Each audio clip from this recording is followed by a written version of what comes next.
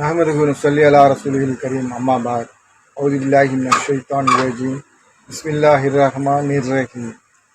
கண்ணியத்திற்குரிய பெரியோர்களே, சகோதரர்களே, சகோதரிகளே, குழந்தைகளே, குடும்பத்தார்களே, அஸ்ஸலாமு அலைக்கும். இன்றைய தினம் நாம் கேட்க இருப்பது சொர்க்கத்திற்கு கேள்வி கணக்கின்றி செல்லும் 70,000 பேர் என்ற தலைப்பிலே பேச இருக்கிறோம். சொர்க்கத்துக்கு செல்லக்கூடிய கூட்டத்திலே பெரிய கூட்டம் எது அப்படின்னு சொன்னா, முஹம்மது நபி ஸல்லல்லாஹு அலைஹி வஸல்லம் அவர்களுடைய உம்மத்தாகிய இந்த முஸ்லிம்களுடைய ஒரு கூட்டம் தான். மற்ற சமுதாயத்துல எல்லாம் இவ்வளோ பெரிய ஒரு சமுதாயம் இருக்காது. ஒரு சில சமுதாயத்துல இது ஹதீஸினுடைய கருத்திலே வந்திருக்குது.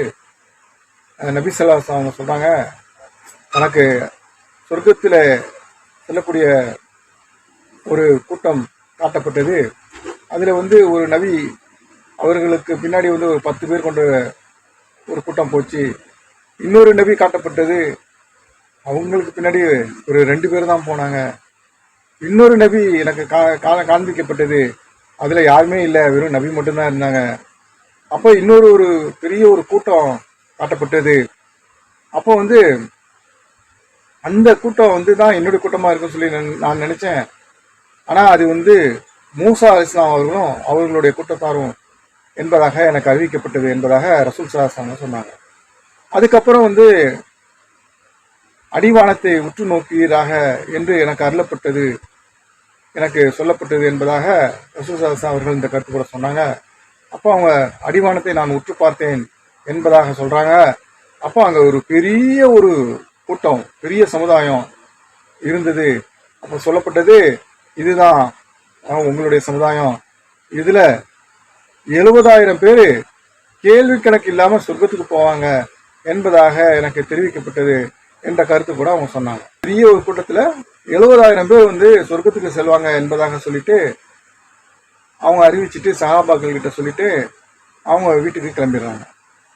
அப்போ சஹாபாக்கள்லாம் பெரிய சிந்தனையில மூழ்கிறாங்க. இதுல அந்த 70,000 பேர் யாராக இருக்கும், அதுல நாம இருப்போமா இருக்க மாட்டோமா என்பதாக ரொம்ப ஒரு சிந்தனையில மூழ்கி இருக்கிறாங்க. ஒவ்வொருத்தருக்கும் ஒரு பெரிய ஒரு கவலை ஏற்பட்டிருக்குது. ஏன்னா கேள்வி கணக்கே இல்லாம சொர்க்கத்துக்குள்ள போகக்கூடிய ஒரு பாக்கியம் 70,000 பேருக்கு இருக்குது. அதுல நாம இருந்தோம்னு சொன்னா அது நமக்கு கிடைக்கக்கூடிய ஒரு பெரிய பாக்கியம் என்பதாக அவங்க சிந்தனையிலேயே மூழ்கி இருக்கிறாங்க. இப்போ சில பேர் சொல்றாங்க, அவங்க அந்த 70,000 பேரும் ரசூல் ஸல்லல்லாஹு அலைஹி வஸல்லம் அவங்களுடைய தோழர்களாக இருப்பாங்க அப்படின்னு சொல்லி சில பேர் சொல்றாங்க. சில பேர் சொல்றாங்க, அவங்க முஸ்லிம்களாகவே பிறந்து முஸ்லிம்களாகவே இறந்து போறாங்களே, அந்த மாதிரி முஸ்லிம்களாக இருப்பாங்க அப்படின்னு சொல்லி சில பேர் சொல்றாங்க. இப்படின்னு ஒருத்தருக்கு ஒருத்தர் மாறி மாறி கருத்துக்களை சொல்லிட்டு இருக்காங்க. யார் இந்த 70,000 பேரு என்பதா இந்த மாதிரி பல வாரம் அவங்க சிந்தனை பண்ணி பல வாரம் பேசிட்டு இருக்காங்க. இந்த சமயத்துல முஹம்மது நபி ஸல்லல்லாஹு அலைஹி வஸல்லம் அவங்க அந்த இடத்துக்கு வராங்க.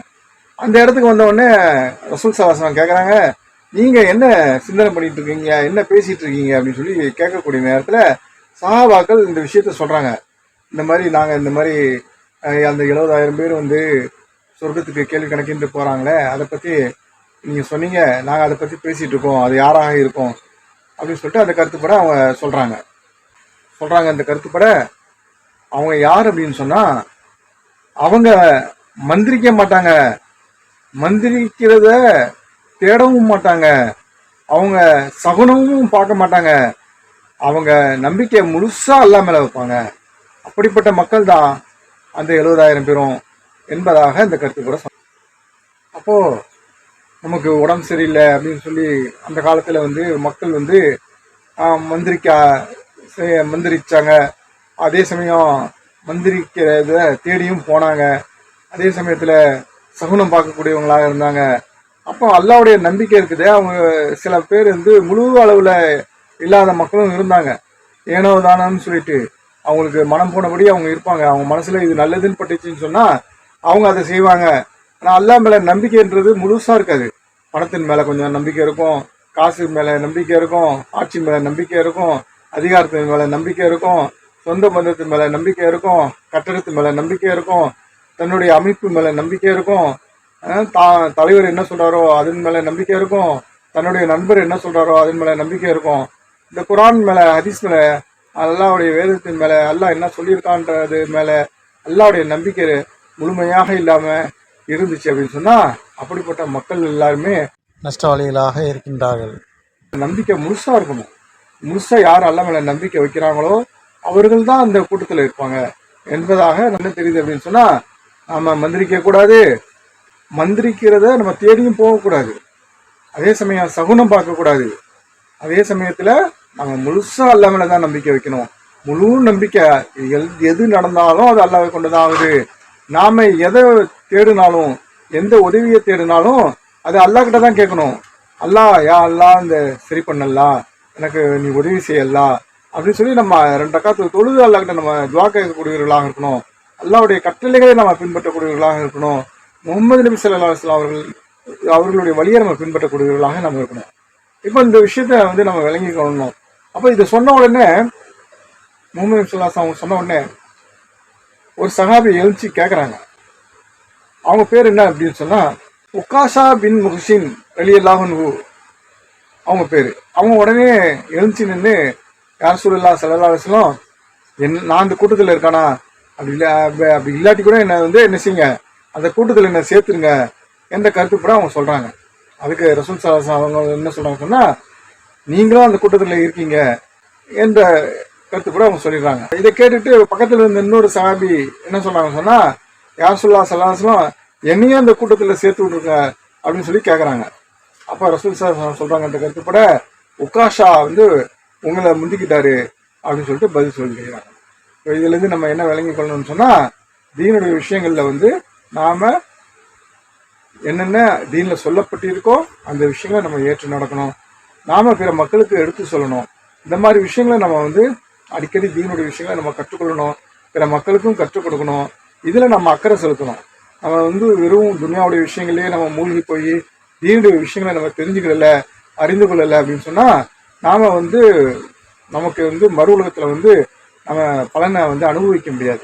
அப்போ மறு உலகத்தில் நம்ம பலனை அனுபவிக்கணும்னு சொன்னால் நாம் தீனோட விஷயங்களை நம்ம முழுசாக கற்றுக்கிட்டாதான் நம்ம அந்த பலனை அனுபவிக்க முடியும்.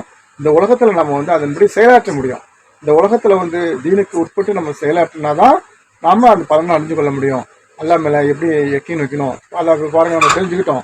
அல்லாஹ் மேலே யக்கீன் வச்சாதான் நமக்கு என்ன கிடைக்கும், அந்த 70,000 கேள்வி கணக்கின்றி சொர்க்கத்துக்குள்ளே போகக்கூடிய அந்த பாக்கியம் கிடைக்கும். இப்போ அல்லாஹ் மேலே நம்பிக்கை இல்லாமல் சகுனம் பார்க்கறது, மந்திரிக்கிறத தேடுறது, மந்திரம் பண்ணுறதை தேடுறது, இந்த மாதிரி விஷயங்களில் ஈடுபட்டாங்கன்னு சொன்னால் அவங்களுக்கு அந்த கூட்டத்தில் இடம் கிடையாது.